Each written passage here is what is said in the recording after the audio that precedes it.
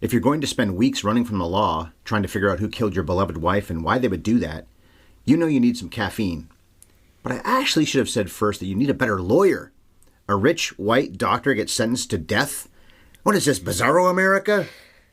John Cusack's dad is just a terrible litigator. And that is John Cusack's dad, Dick Cusack, who plays Walter, the lawyer. But maybe Walter, Dick, whoever, is good at drinking coffee. Not that such a thing is hard. You just sip. Anyway, that Chicago native could certainly order some Java from our sponsor, Sparkplug Coffee. They've got the freshest, fairly traded, premium Arabica beans in all of Canada. Customers in this country and in America will get their orders delivered within 7 days. And Canadians don't even have to pay for shipping. What a bad lawyer. I don't get it. Sparkplug offers all kinds of blends and roasts. They've even got a rotation of yummy seasonal blends. Now, if you're not a caffeine consumer, you can go with decaf, or even just find a happy medium and get some half-calf. I know he could have inherited her money, but he loved her. He clearly loved this woman. Where were the character witnesses? But the real key here is to be a member. Being in the Autopilot Coffee Club gets you a whack of privileges. You get to take advantage of perks and deals that non-members can't. And you'll save money on every order. Everybody at the hospital loved this guy. He probably didn't cheat his taxes, for crying out loud. It's wise to customize that membership to get your orders when it suits you, which is one big reason this is not a standard run-of-the-mill Coffee of the Month club. When you get the chance, you got to go to sparkplug.coffee/HYES in your browser. You will save 20% off your next order if you just use that HYES promo code. So again, if I stumbled there, sparkplug.coffee/HYES. Okay, it's time to start running, Bev. So please, I kindly request that you say that word. Action!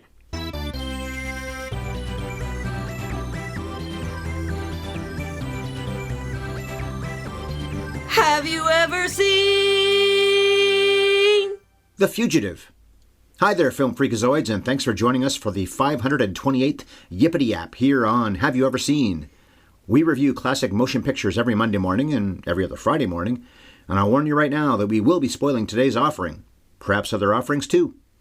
I'm the two-armed man who freelances for a monster medical company, but won't admit to my serious medical malpractice because that would be hinky, Ryan Ellis. And here's my beautiful wife, the big dog who's always right, or at least often right, Bev. That's me. A lot of references to many characters in this one, including the bad guys, the good guys, and of course the marshals. The good bad guys? They're not bad guys. They're good bad guys. They're good guys. They're the antagonists. Are they not?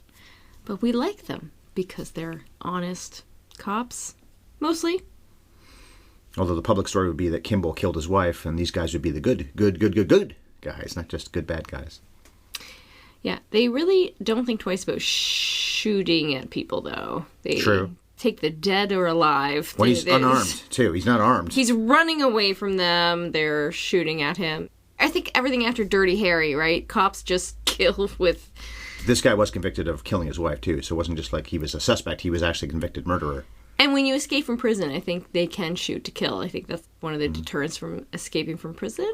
I guess so. And at the end, of course, we find out that the CPD are going to shoot him on sight. And they try to.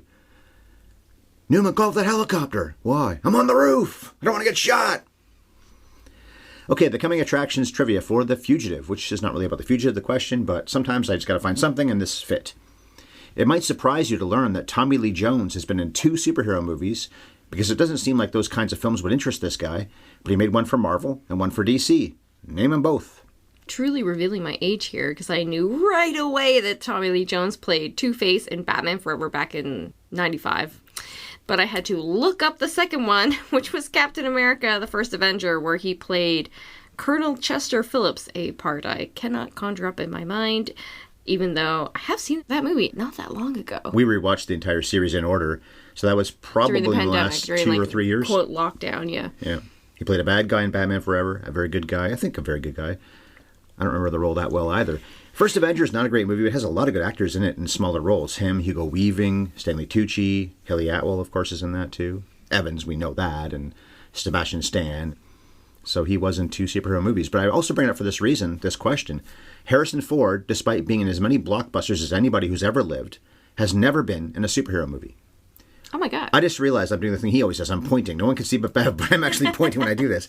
And, Samuel L. Jackson, and there's probably other people that have been in. Stan Lee, I think, technically is the most successful actor of all time for the cameos. And Sam Jackson for being in two Incredibles films, and for being in the Star Wars movies, and for being in all the Marvel movies, and then a lot of other big hits, too. But Harrison Ford, as far as being a star of the movies, I didn't look it up specifically, but he might be the most successful actor of all time. And he's yet never actually just ridden the coattails of being in a superhero movie. He is such a great movie star. A really talented actor, too. I don't want to underplay what a gift he has, and I think this movie actually has tons of great examples of him really giving beautiful, authentic performances. But I think beyond that, the it factor in him, just the charisma and the screen presence and the everymanness, even though he is so smoking hot, but he still has this kind of relatability. He threads that needle. Yeah, if there's going to be a star that is the winningest, most starringest star of them all, yeah, he belongs on that short list. He was around 50 at this point, has that crazy beard for a long time, and of course is always looking harried and scared. Doesn't have a lot of dialogue. Now he plays almost like a silent film actor sometimes. His facial. His face does so much. Mm-hmm. And apparently he hurt himself in the woods during some of the scenes there, so the limp you see sometimes was authentic. That gives him the vulnerability, too. Yeah, he could have had his knee fixed, and he chose not to because he just wanted... I'm going to use it.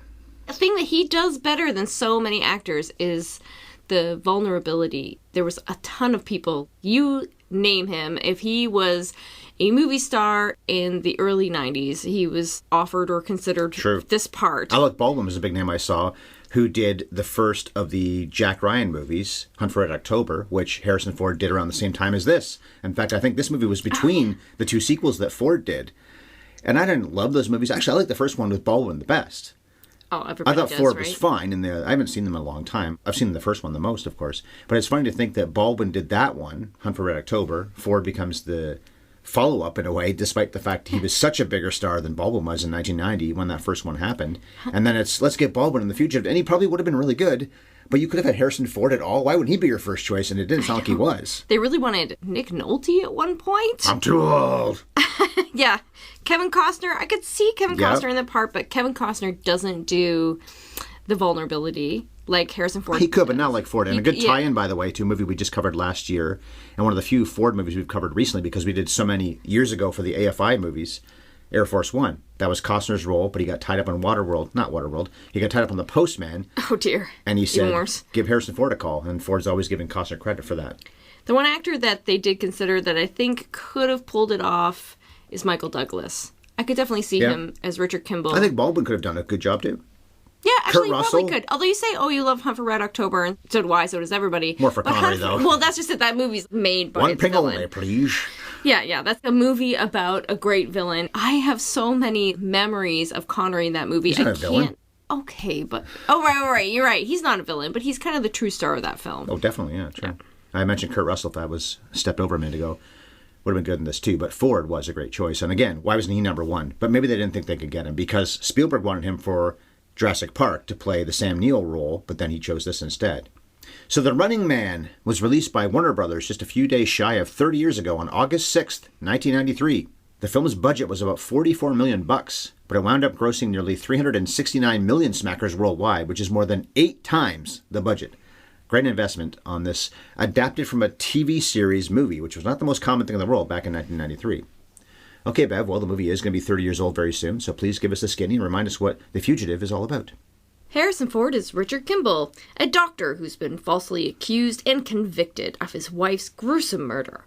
When an unlikely opportunity presents itself, Kimball escapes prison. He uses his freedom to solve his wife's murder, but needs to use all of his wits to keep one step ahead of Tommy Lee Jones's U.S. Marshal Sam Gerard, who is single-mindedly determined to apprehend him. Or, in a nutshell, medical professionals' difference of opinion over fraud resolved in laundry room. Or, Tom Cruise must have been so jealous because Harrison Ford gets to spend the whole movie, 2 hours worth, running. Come on! So unfair, Harry. Okay, then, a lot of numbers here. Let me ramble on for a while now. So Rotten Tomatoes numbers are great on The Fugitive. 96% of critics like the film. 8.1 out of 10 is the average. And there are 81 reviews. That's nice symbiosis. 8.1, 81. And 89% of audiences also like it. This movie has the best reviews for a Ford film in which he's the star. Apocalypse Now, The Conversation, American Graffiti, where he was a supporting player, have better reviews, but he wasn't the star. So of the starring movies, this is number one for him. It was third at the 93 U.S. box office. Spielberg, his old friend from the 3 Indiana Jones films. Jurassic Park, that Spielberg did, was number one. Sleepless in Seattle, we covered that a few months ago, whatever that was number 5. Schindler's List, Spielberg again, number 9. And Groundhog Day, number 13 on that list. We've covered a lot of movies from that year. We'll cover more in the future. We also did Shortcuts not long ago.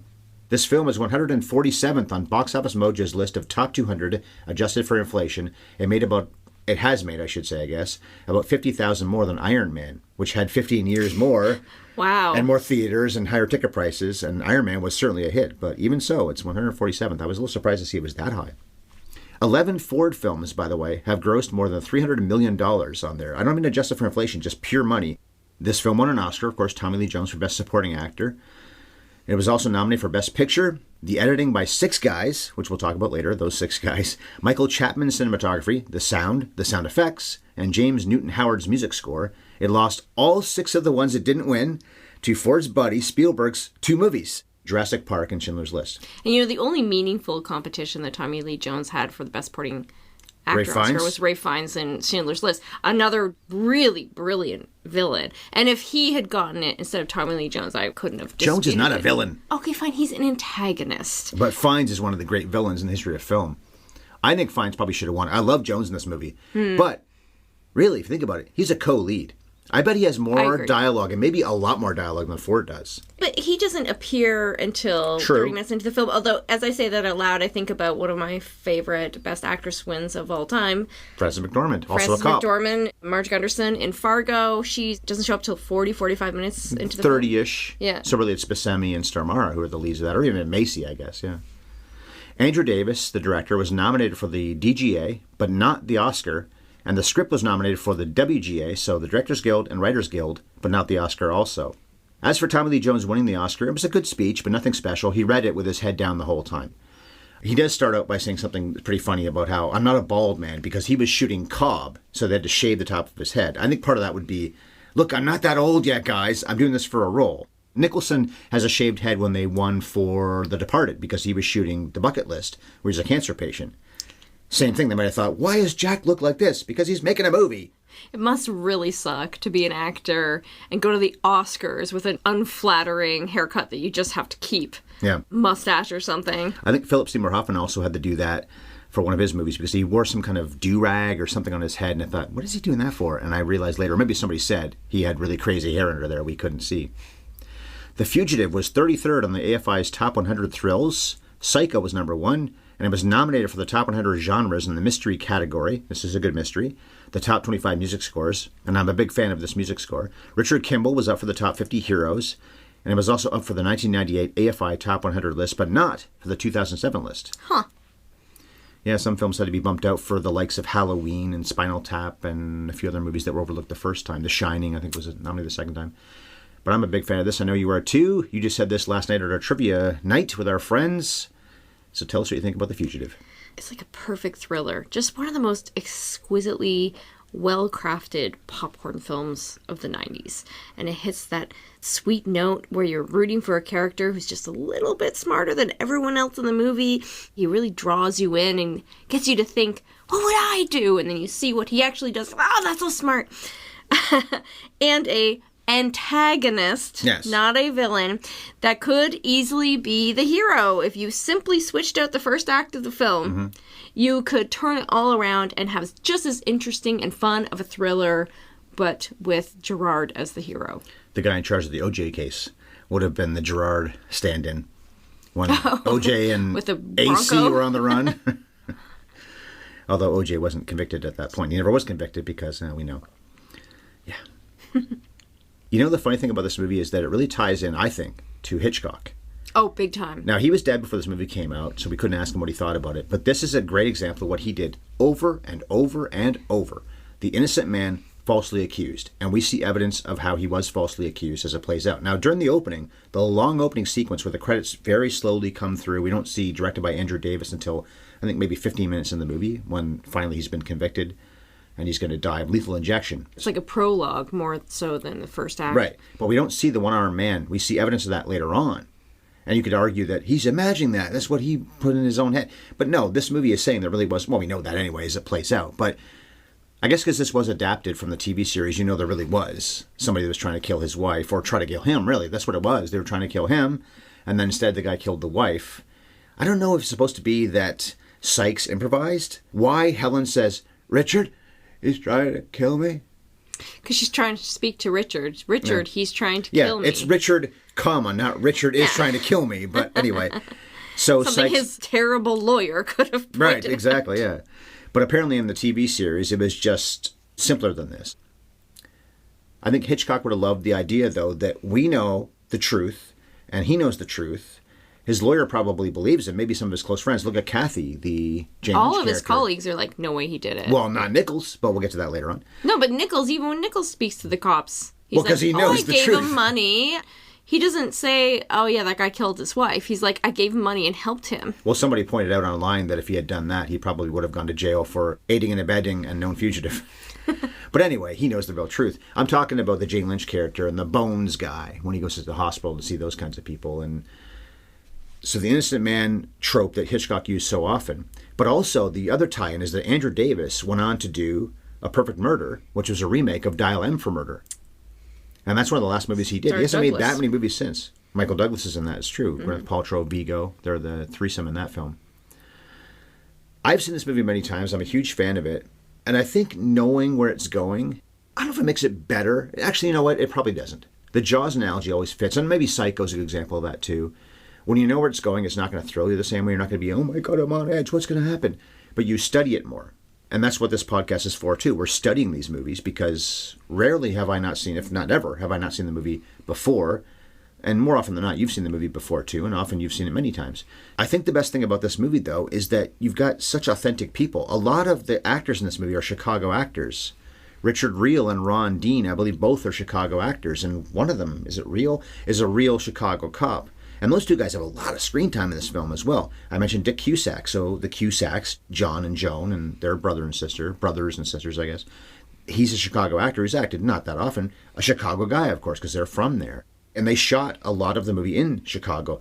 The dam was in North Carolina because there are no dams in Chicago like that.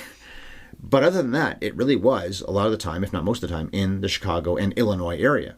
The 80s and 90s was a real golden age for these kinds of thrillers. And I guess what sets them apart from other action movies is this authenticity. There's lots of action movies that are made now, tons of action movies. They're still a very popular genre, but none of them are very grounded or authentic. You'll get the odd example. I had an example loaded, but I can't remember what it is now. Way too many of them are smartass. That's part of the problem.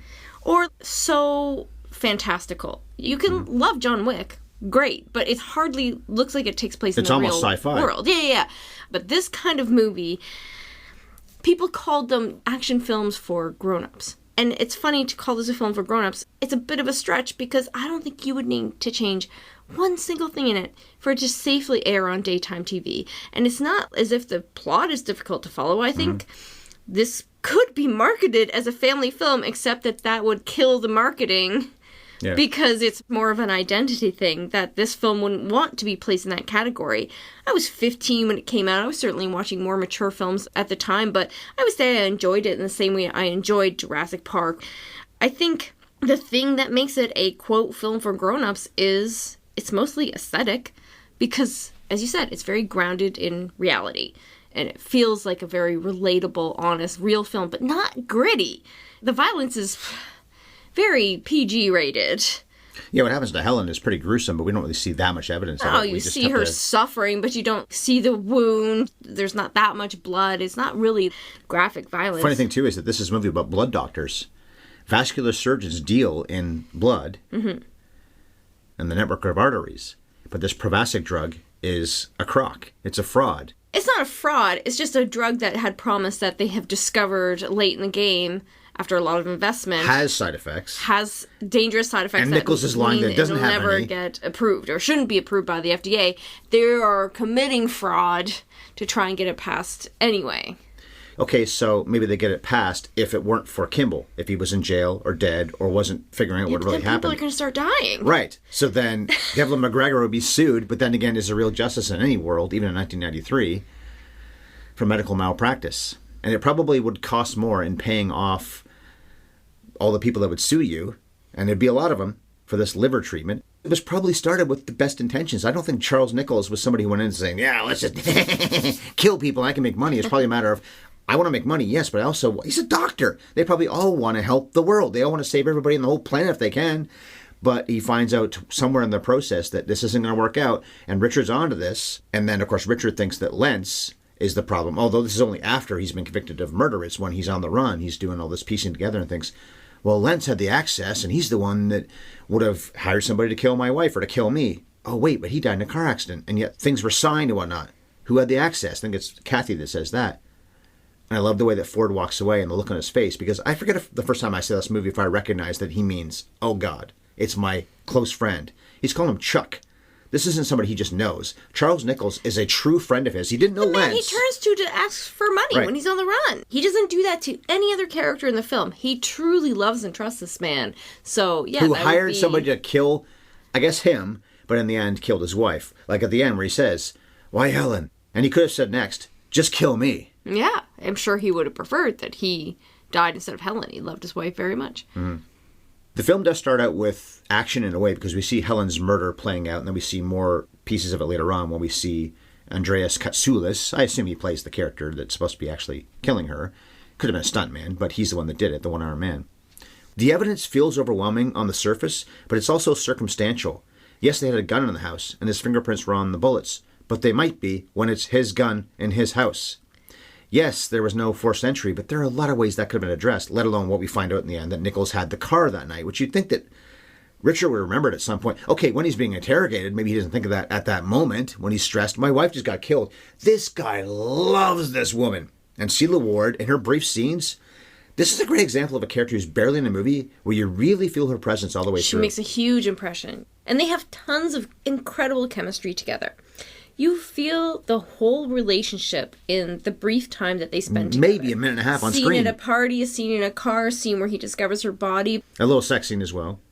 Oh, yeah, that's right, but it's pretty safe. But So maybe 90 seconds of screen time with the two of them. yeah, but an incredible impression that it leaves. His performance in that interrogation scene where he's playing shock, that brilliant moment when he realizes that he's a suspect. It's not like he's being cared for by these cops, but feeling like he's in a safe place and he trusts them and he's trying to cooperate. And then it dawns on him like, oh my God, you think I did this? His performance in that moment is so convincing and so heartbreaking. And every bit of dialogue was completely improvised. He didn't know what they were going to say. He didn't know what they were going to say. He didn't know what he was going to say. Both him and Jones improv'd a lot of their dialogue. True. When we talk about Jones winning the Oscar, he improvised not just like the greatest lines in this movie, the greatest lines of like the 90s. Two, or one of the best exchanges of all time, which is, I didn't kill my wife. That I think was written, but then, I don't care. There was a line that was in place there that was something like, Not my problem. not my problem, that's what it was, yeah. And he changed it Which to has I the don't same effect, care. but I don't care means more than one thing. And I love lines that mean Totally. more than one thing, because it plays out at the end, which is, I thought you didn't care. Don't tell anybody. One of his guys is just sitting there doing nothing. He says, I'm thinking, oh, well, why That's don't you Newman. think me up? Yeah, why don't you think me up a cup of coffee and one of those donuts I love that with he chocolate likes sprinkles on it. One of my favorite things of Pulp Fiction is that when Mr. White wants coffee, it's lots of cream, lots of sugar. It's not, I'll take it black. I love that, and the same in this. Not a When tough guy This thing. tough guy wants something. It's Sprinkles. it's a Homer Simpson donut. Improvise that line. When he's having the conflict with the same guy later on in the movie who he's deafened by shooting a gun right. Don't bargain. Improvise that line. It's incredible to see how great this movie turned out. The screenplay seems like it must have been so expertly perfect before they ever put anything on celluloid. It wasn't. And yet it was a hot mess. They had writer after writer coming in and making all these changes, and most of the dialogue was improvised by the actors. For Not it- most, but a lot of the dialogue. The story I heard, there was that Ford and Jones pretty much were improvising almost all of their dialogue. Of course, you have the scene in place, you know what the goal is of the scene. But these guys knew their characters and obviously are very clever at writing, because this is writing. That's exactly what they're doing. Well, Davis would have trusted Jones because he worked with him on Under Siege the year before. Tom Wood, who plays Newman, was in that movie with Jones and directed by Davis. And then how do you not trust Harrison Ford if you're Andrew Davis? I think a lot of actors can probably be good actors and terrible improvisers. Terrible at coming up with the right thing to say off the cuff. But then Ford barely speaks, so that's not really a problem. That's true. He just improvises running and looking concerned, looking distressed all the time. But back to it being an action movie, we've got, of course, the infamous train sequence. Oh, let's talk about which it. they did with a real train. Yes. Even though digital was becoming pretty common, Jurassic Park was the same summer as this. It was still very expensive. It cost them $1 million to shoot that train sequence, but at the time, if they had done that with special effects, it probably would have cost way more. The key special effect is when Harrison Ford jumps off the bus when the train hits it, because he's in front of a green screen. He jumps off into a pad. It hit the bus. In reality, the train hits the bus, but he wasn't on it. It does look a little phony now. Well, now. It's been 30 years. I know everybody says this all the time, but watching these older films with real stunts and real trains hitting real buses and real ravines, they built this whole set and they really did it, and there's real fire and real sparks. And it is so much more gripping and thrilling. The stakes feel so legitimately high. The fact is that CGI reached a plateau that was never as good as actually building these sets and doing these stunts live. Now, of course, I don't want anybody to ever be in danger. I don't think it's worth anybody's life, no matter how cool it looks once it's finally put on film. But when you do this for real, it just makes a better movie. Well, also, I'm picturing when that train is coming at the bus and he jumps off, and then he's running after the piece of the train that comes after him with still his feet locked up. He's been unchained with the hands, but he's still running. It reminds me of the boulder in Raiders of the Lost Ark, which was real too. Now, that wasn't going to crush him, I don't think, because it wasn't a giant actual boulder, but still he had to run away from the prop and it looked like he was actually scared. I think it was Roger Ebert that said about Harrison Ford, Ford is the best at looking like he belongs in the world of special effects. He's actually selling it really well. And that's a good example of it. He's been doing this for so long at this point. It's been 15 or so years since the first Star Wars, and all of the Raiders films and all of the Star Wars films. I guess it's been 6 of those in total, and Blade Runner and so many other effects films, and even some more reality-based ones for sure. But here he is running away from a train. He's done this kind of thing before, and he sells it so well. The most sci-fi thing in the whole film is that he survives the Peter Pan dive out of the dam. The guy's fish food. Well, get a fishing pole and find the fish that caught him, or whatever that Jones line is. But the guy who said that about the fish food is probably, well, he should have been right. Because there's no way that Kimball should have survived that, but he does. And when Ford does come up on the riverbank, he sells that really well. I was reading something just last night about how Die Hard, I don't know why this came up, maybe because it's 35 years old, I guess, this year. Yeah, right, it would be 35 years old. About how the reason why that movie is still such an iconic film, it's also always been, maybe not this one so much, but Die Hard, Anna, so many really good movies. Speed is Die Hard on a Bus, for example. And Speed's a terrific action film the year after this. But it's because Bruce Willis was so human and real. He's hurt, he's bleeding, he even cries a little bit in that movie. You don't see Ford crying in this movie, but you see him terrified running away from a train. Maybe one of the best moments in the whole film, actually, is when he's got the rented room from the Russian people, but then the son, and this is a good misdirect, 2 good misdirects in this film, which I guess are a little cheap but also effective.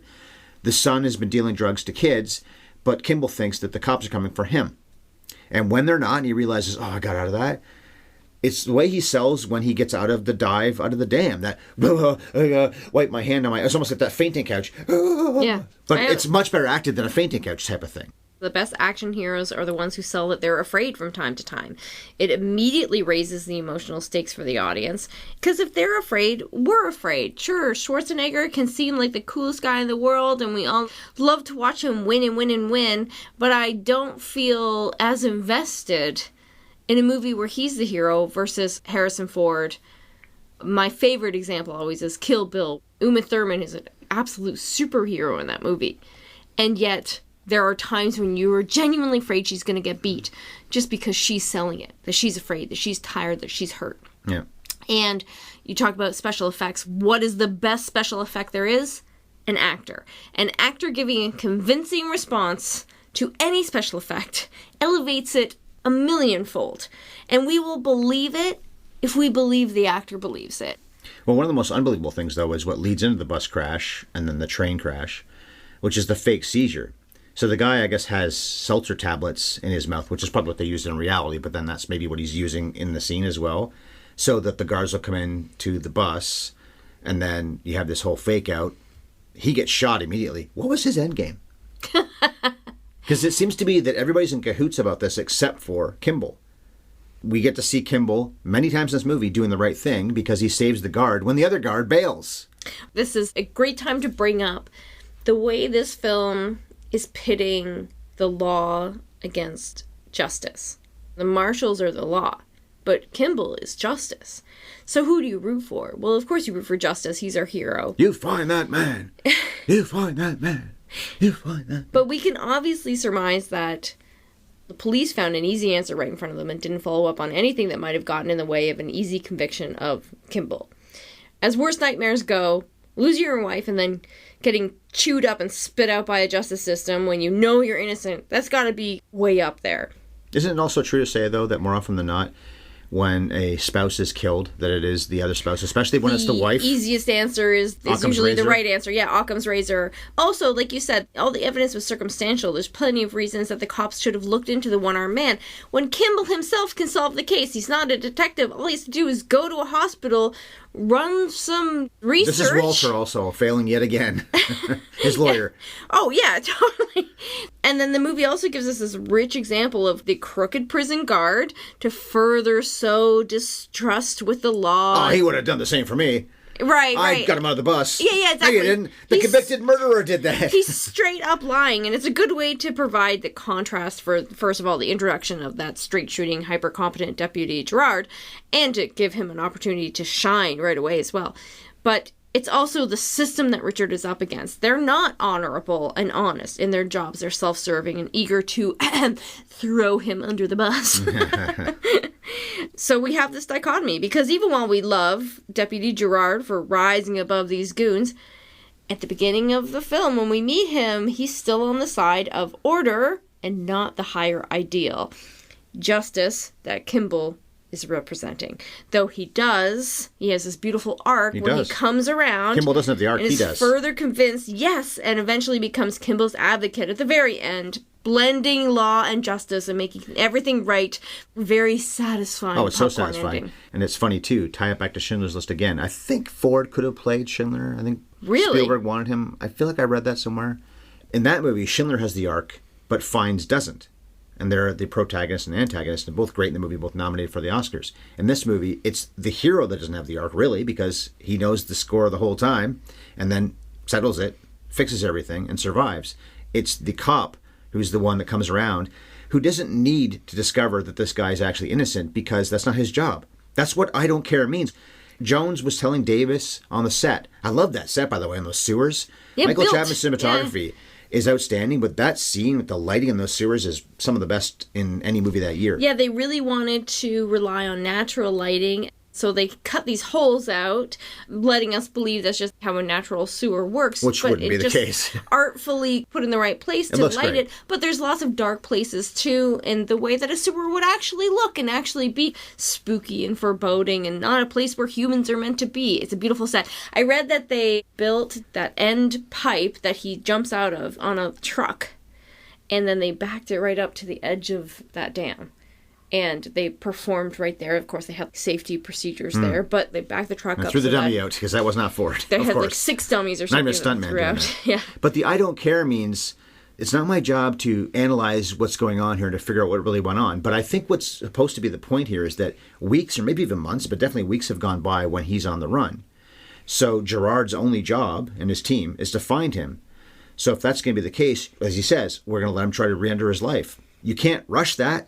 It can't be, it's been a day and a half. Well, I'm out of ideas. Let's go find him. No, you got to let him actually try to do that, which he never really does, truly. Yes, he interacts with Nichols and some of the other doctors later on. Okay, well then, what is his motivation? Why would he go to Cook County Hospital and be a janitor with this Hispanic ID card?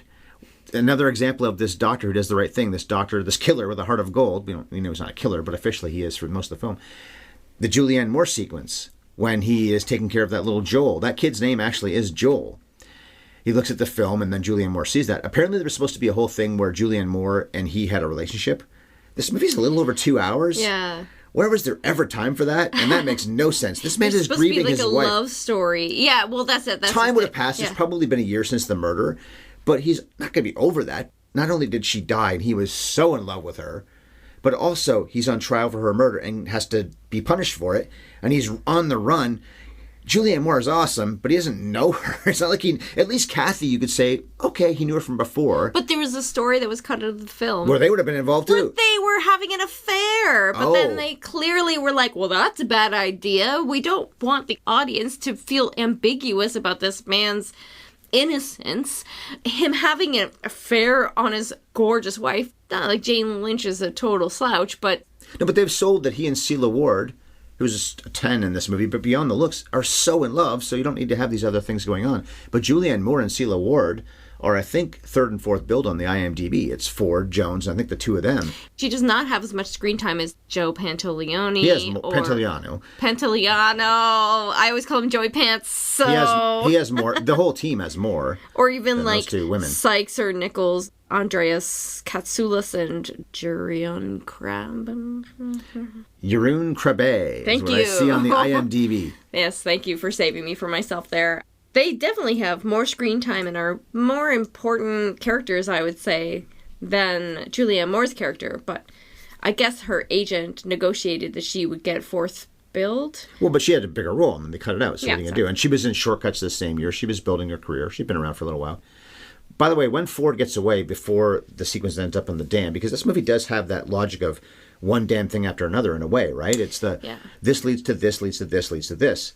I think it's Charles Taylor, a critic that wrote for Salon a long time ago, who I enjoyed reading a lot of the time and respected, but every once in a while, I think it was him, could have been somebody else, that every once in a while would write something I think, I do not agree with you at all. And I think it was when he said, Midnight in the Garden of Good and Evil, the Eastwood movie with Spacey and whoever else is in that, was the worst movie he had seen since, or worst movie directed movie, maybe that's what it was, since The Fugitive. What? And I didn't hear why he thought that, because he didn't write a review that I could see of The Fugitive I could find online. What are you talking about? Midnight in the Garden of Good and Evil is fine at worst, I would think. Flawed movie. And you probably think this a is one book of the that worst... never should made into a film. No, but you think that The Fugitive is a badly directed movie or a badly told story? What are you talking about? When you think about what they intended with the film, it's 10 out of 10. You don't have to like thrillers of this nature, and that would be fair to say, well, this is derivative, this is decaf, Hitchcock. You could say all of those things, but you cannot look at this film and say this is not a very competently directed film. Right. What do you think about the two misdirects? Because one of them is when he thinks they're coming for him, but it's for the landlord's son, who's a drug dealer. And we said already that Ford plays that scene really well, that relief, but also that terrifying feeling of they almost got me, but they weren't coming for me. But the bigger one, of course, is when we're going in, but it's to get Copeland, who we've forgotten about, because he was the other one that got away from the train. And they don't mention that, of course, because it's the hard target search of every gas station, residence, in-house, I don't know, all the houses. How many hen houses did they check? But when they go in to get Copeland, it's that great misdirect, because you see, I guess it's his girlfriend or wife, whatever she was, but a black woman. We had just seen before that, though, that Ford had been picked up by white women on the road. Want to ride? So that's a misdirect and a bit of a cheat. Granted. And then, of course, also the cheat I just said about the drug dealer's son. So what about those two things? Because if that's what Charles Taylor was talking about, I don't agree, but I can understand that a little bit. But did you find those effective? Because I did. You know what? 2 years before this, one of the great misdirects of all time is in Silence of the Lambs. When Clarice is at the right person's door, but Scott Glenn and the other guys are not. And you see them ringing the doorbell, but then you hear the doorbell at the place where Clarice is. Because they're both ringing the doorbell at the same time. Very elegantly done. Which you could say is both cheap and also awesome. I think it's awesome in both cases. What about you? I think the first misdirect is awesome, as you say. The Copeland thing. Yeah. Really well done. At that point, any movie viewer is going to have, A, forgotten that this guy exists, right. But B, remember as soon as you see him who he is and what's happening there. Maybe don't go back to that well again. Okay. You're straining the credibility of the film at that point. But to be honest, I don't care. I just find the movie so fun, and more important than whether I believe that that could happen twice in the same movie is the momentum They were behind schedule on this film, and in order Six of them. In order to get the release date, they had 6 editors working at the same time. And you got to think about how editors work. I'm an editor, as This is everybody film, knows. by the way. This is not Avid, I don't think, right? Oh, God, you're right. They were probably cutting on Steinbeck's. So you have... Steinbeck? Well, okay, fine. A flatbed. There you go. So you have 6 editors cutting in 6 different rooms. You're very separated from one another. And you might be watching what each other are doing, but it doesn't matter. 6 editors are going to have 6 different styles, and yet it doesn't feel disjointed whatsoever. And the style is incredibly consistent, and the style is so dependent on the editing. I love the way the opening works. They're not reinventing the wheel here. This is one of those movies that's not being innovative at all, but it is... Perfecting, though, as you both Perfection, yeah.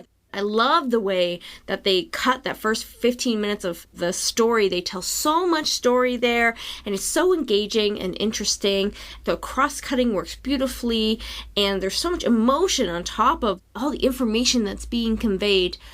And these are things that are very stylized. How 6 different editors managed to pull this off. Credit to Davis. Boggles my mind. To be the Credit to director, Davis. Whatever you might want to say about Davis, if you like his style or not, and he never really made another great movie after this. Or before it.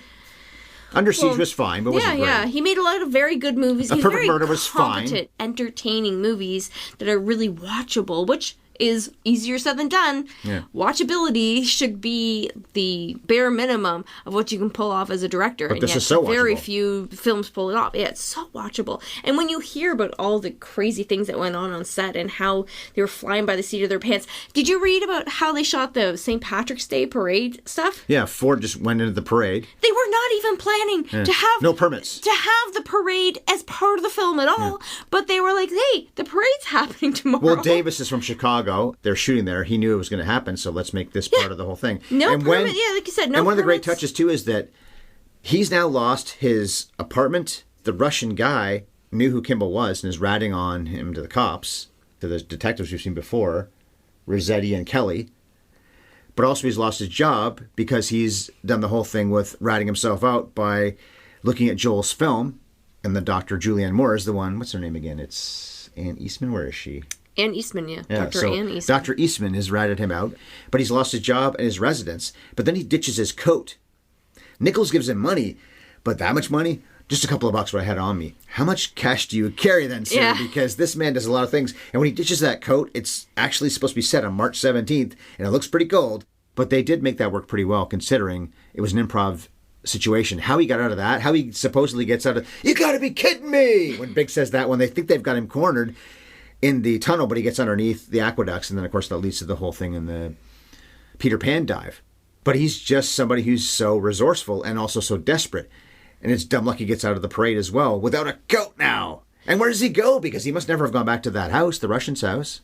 Okay, fine. He found another coat somewhere. I'm not going to overthink it. I've seen this movie a dozen times probably, so that's why I'm thinking of it now. Of course. So, there was also another production that was shooting that exact same St. Patrick's Day parade at the same time. A movie called Blink. They were also shooting on that same parade on the same day, and the crews were getting in each other's way, and apparently everybody who was at that parade was thrilled because there were all these movie stars around. They all had this exciting story to tell when they got home. It's incredible. That sequence is not short. It's not like they just got a few shots. Everything hinges on that moment because that's how he gets away. Yet another really clever, cool thing that Kimball does where he puts on a green hat, he ditches his coat. How could you ever tell? It's a needle in a haystack, right? Look how many people don't recognize him simply because he shaves his beard, which is realistic. I think so, too. Of course, Gerard would recognize him. There's a great moment where they pass each other in the stairwell. Well, it that's takes the him a sequence second. that leads to that, yeah. Yeah. But him just walking around the hospital, nobody recognizes him. We don't remember faces like I that. buy this whole thing when celebrities wear baseball caps and sunglasses because when I've seen pictures of people I know dressed like that, even captioned it, sometimes I'll look at them and think, really? Is that DiCaprio? Okay, I guess it is. These stars must have loved masks. They must have done things that they never could have done before because you put on a mask, some sunglasses, and a hat, dress down something from Old Navy. Nobody's going to know you're a celebrity. Yeah. But why Richard almost gets caught before that parade is because he's trying to find that man, find that man, find that man. The one-armed man thing goes to see Clive in jail.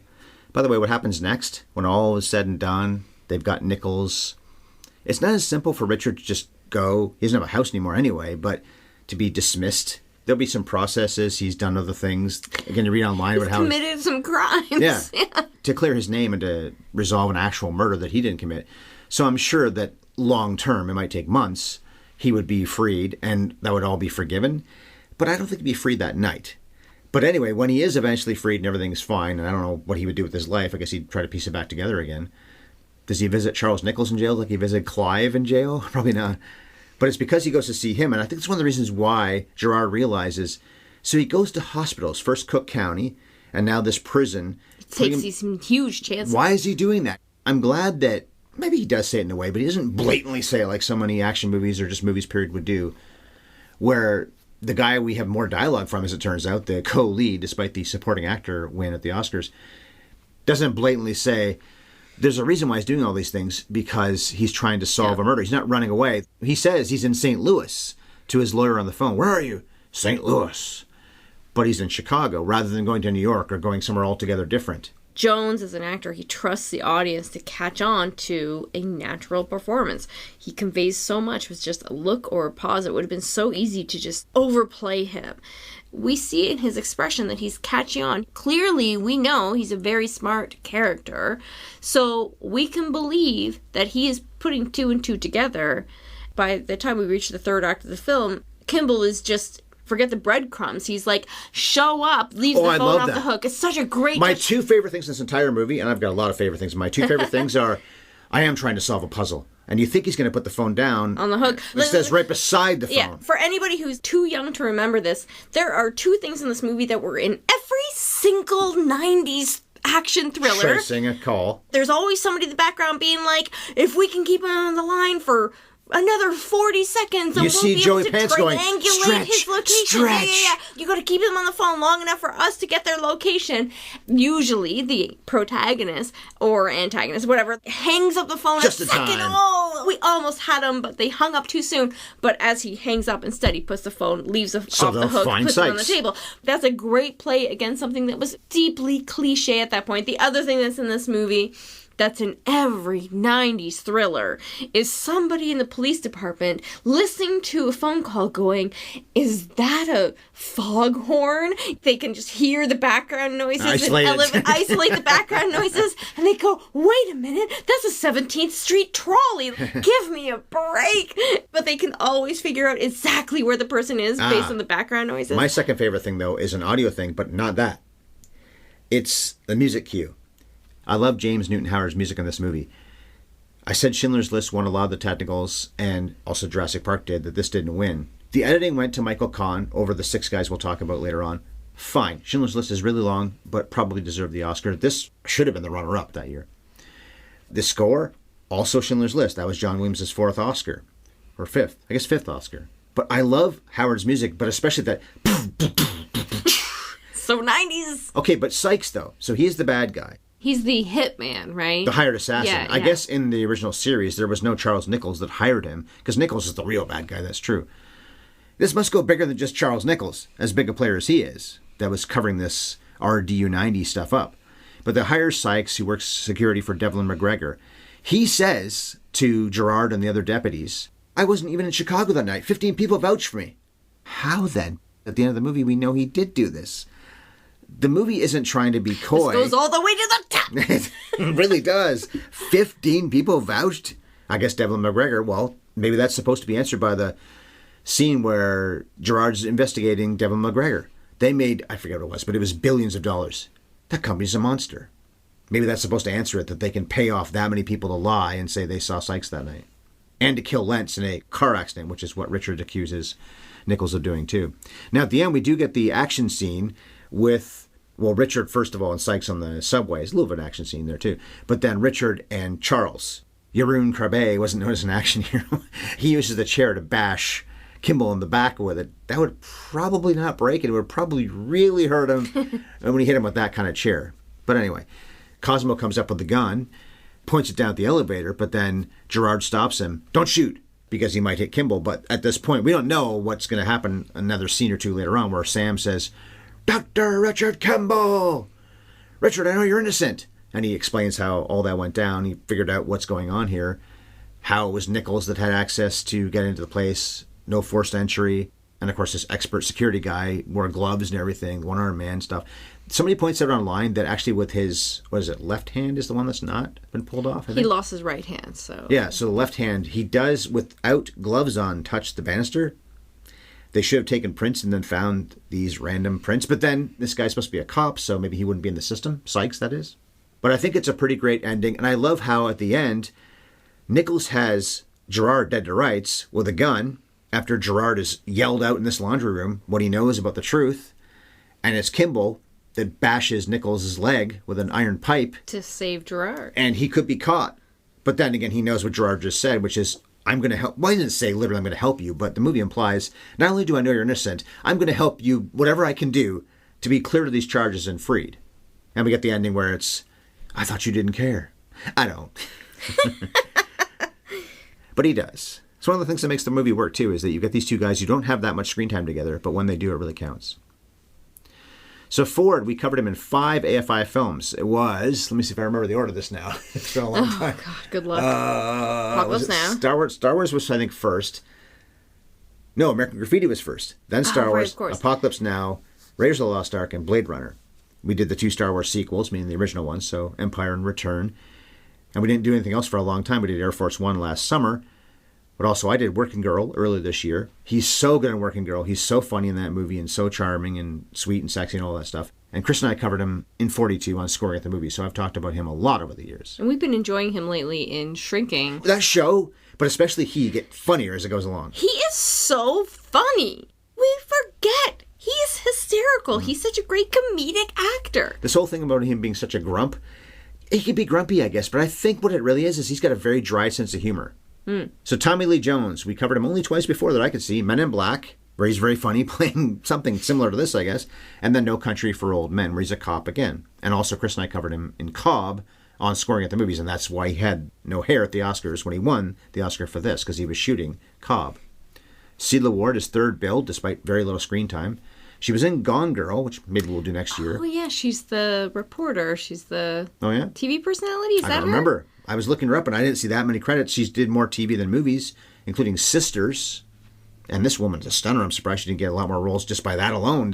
She's beautiful. Let's find something for her. That's a big movie. But Julianne Moore, though, was just getting started at this point, was in Shortcuts the same year as this. We covered that very recently. We did The Big Lebowski and Boogie Nights and Far From Heaven and Children of Men. Julianne Moore's been in 6 movies at least on this channel.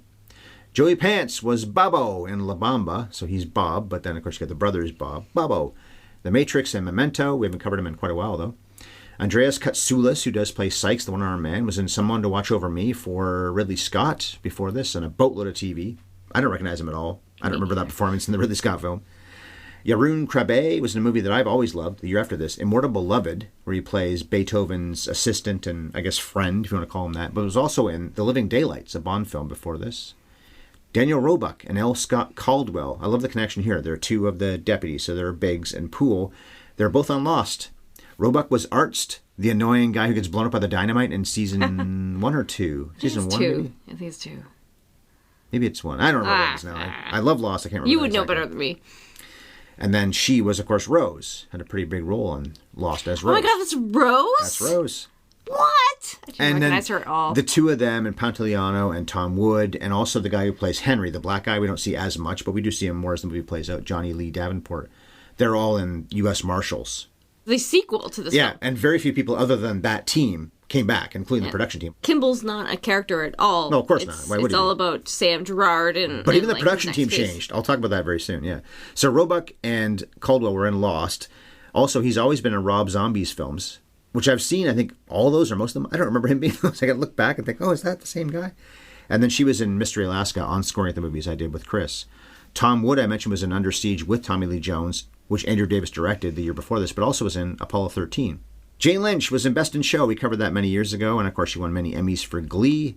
And the Nick Searcy, the cop who calls Tommy Lee Jones Wyatt Earp, I like that, was of course in Castaway with Tom Hanks. And then those character actors like Dean and Reel, and many other Chicago character actors. This movie really does feel like it's in Chicago. Andrew Davis did other movies with Tommy Lee Jones, not just Under Siege. It was also, I think, The Package with Hackman and Jones, and I think there's another one they did together. I didn't write them all down. But then A Perfect Murder is one of the better ones that Davis did, but nothing since 2006. Jeb Stewart and David Toohey got screenplay credit officially. I'm sure there are a lot of other people that actually wrote it. Stewart wrote on Die Hard, I think one of the many people that did, and then otherwise a lot of crap. And David Toohey got into Pitch Black a few years after this, but then all the Riddick sequels, so that's really what his credits mostly are. And they based it on Roy Huggins' characters and the concept from the 60s TV show. The producer was nominated for the Oscar, Arnold Kopelson. He won the Oscar for Platoon 7 years earlier, but then he also did Seven, which is another great thriller. And Roy Huggins, who made the show, also got an executive producer credit. The movie's 185-1. We saw our Blu-ray. It's probably streaming somewhere, but we watched the Blu-ray. Michael Chapman shot it. I think did a great job of lighting this movie. Got nominated for it. He was also nominated for Raging Bull. Probably should have won for that. He also shot Taxi Driver. He operated the camera on Jaws, and then he also did Scrooged. So we've done plenty of Chapman over the years and different kinds of films there. Action films and boxing dramas and comedies like Scrooge. Here are the editors. Dan Brochu, David Finfer, Dean Goodhill, I guess it's Dove, D-O-V, or Dove, I don't know, Richard Nord and Dennis Verkler. They all cut plenty of films, but this was the only nomination for any of them except for Verkler. So they didn't really have a lot of other big credits that I could find, but 6 guys, and that's pretty impressive to make that work with that many people editing. I'm very impressed. James Newton Howard did the score, 9 nominations. We've covered him before. The Dark Knight, I think it was one of those scores that was many people, including Hans Zimmer, Pretty Woman, and then Major League, which Chris and I covered on my defunct podcast, Scoring at the Movies. I guess we've already said you love the look. I love the look too, the sound. I love the music. I think you like the music too, didn't you? I did like the music. I think technically this movie just gets everything right. We mentioned the series already in the 60s. They also did a series in 2000 and 2001, so it spilled over into the next year. It was a 1-year series, I believe. Tim Daly played Dr. Richard Kimball. Really? So the guy from Wings. And then there was a sequel in 1998, U.S. Marshals. Wasn't very successful. Robert Downey Jr. was added to the cast. I think he's one of the marshals. And spoiler alert, spoiler alert, spoiler alert. I haven't seen it in a long time. I think he ends up being a bad guy, turns rogue or something like that. And the fugitive's name was Wesley Snipes. So you had stars, but no Ford. Tommy Lee Jones' team came back. So you had, let's see, Roebuck and Wood and, of course, Joey Pants. They were all there with Jones. But Ford, of course, didn't come back. How could he? But neither did Davis. The writers, there was a different cinematographer, editor, and composer. Some good people, when you look at those credits, some really talented guys, but all that changed. What happens next? Well, I already talked about how Richard probably wouldn't visit his buddy Chuck in jail like he visited Clive. But I think Richard sues the pants off the Chicago Police Department, but with a different lawyer, because Walter wasn't cutting it. Yeah. And once that's settled, Richard marries Kath, that beauty. Or maybe he goes back and finds that doctor who supposedly loved Julianne Moore. If he ever worked with either Jane Lynch or Julianne Moore again, I can't think of an example. And the brief scenes they have together, not so much Moore, I guess, because they're almost antagonistic. Can you help us out? Take this kid down to the observation room. I'm just a janitor. I do what I'm told. So those two, not so much. But maybe 3 lines exchanged, him and Lynch. Pretty good chemistry there, I thought. Yeah. So if there's a suggestion they were doing something they shouldn't have been, I can actually see that making sense. But it didn't need to be in this movie. I'm glad it wasn't in the final Agreed. movie. Yeah. We don't need a bromance in this movie. Why? Okay, then I guess that's about it. So last thoughts on The Fugitive. It's certainly a film of its time. I think it perfectly illustrates what really worked about cinema in the 90s. Hollywood was at its peak of making smart, competent thrillers in the 80s and 90s. It's true, though, that this is exactly the kind of film that rarely gets made anymore. It's a smart, authentic movie with a good script, some great stars, real stunts, practical effects. I'd be so curious to watch The Fugitive with our niece or nephews. They're all teenagers. I would love to hear what their take is on a movie like this that probably looks almost nothing like the kind of stuff that they're used to seeing. But I think you would agree, it's so good. Mm-hmm. I really miss this kind of movie. So I hope that The Fugitive and movies like it always have an audience. Well, so often now things have to be so smart-ass or so serious or so violent. It's so dark or so fantastical. You do have some wise-assery, though, here with Tommy Lee Jones. Tommy Lee Jones is a wise-ass. I don't know why you think this movie doesn't have wise-assery. Well, and his team, too. Some good comedy. Him and Biggs, that whole hinky thing. BS, Sam. How about that? I've always loved this movie. I've seen it so many times. Got to be in the double digits by now. Terrific story. The 2 leads. Really, it's 2 leads, not really a supporting actor. Yeah. They deserve so much credit for making this movie as great as it is. Harrison Ford and Tommy Lee Jones. I don't think they ever worked together again. They really should have at some point because they might have been a great team in some kind of... Well, Jones worked with Eastwood and Donald Sutherland and James Garner in Space Cowboys. Ford would have fit in well there. Yeah. They should have worked together again. Okay, what's next for us?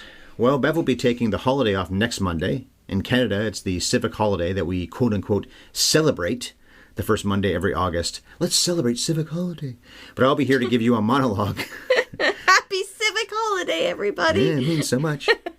So I'll be on my own. I'll be reviewing the one that won Jane Fonda and Jon Voight some Oscars, Hal Ashby's Coming Home. 1978 was a great year for beleaguered war veteran movies because most of the major trophies at the Oscars that this didn't win, The Deer Hunter did. When Bev is back in the chair opposite mine on August 14th, we'll be doing what we've already done twice this year. Review a motion picture we previously reviewed about 10 years ago. Inside Llewyn Davis and 12 Years a Slave were the first two examples of 2013 flicks we talked about in what we called the Now Playing Project. We had just seen the movie and reviewed it without much context.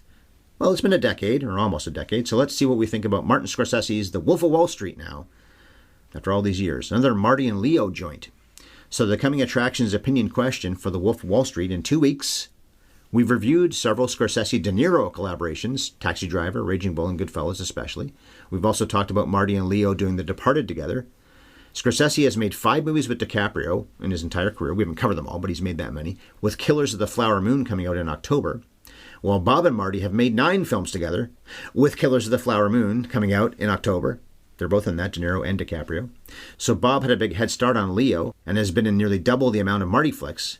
But which is your favorite collaboration? Bob and Marty or Leo and Marty? I feel like I've asked this before, but there it is. All right, so for the answer to that question, check out our podcast 2 weeks from now about Wolf of Wall Street, and don't forget to check out Ryan's podcast about Coming Home 1 week from now. You obviously already know how to find us, but let me remind you to favorite or subscribe wherever you listen, which is also where you can find our archive of hundreds of episodes that are available for free.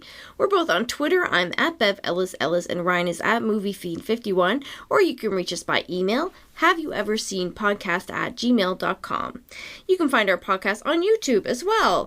Our channel is at HYES Ellis. And to enjoy freshly roasted premium coffee delivered straight to you in Canada or the US, please go to sparkplug.coffee/HYES and enjoy a 20% discount.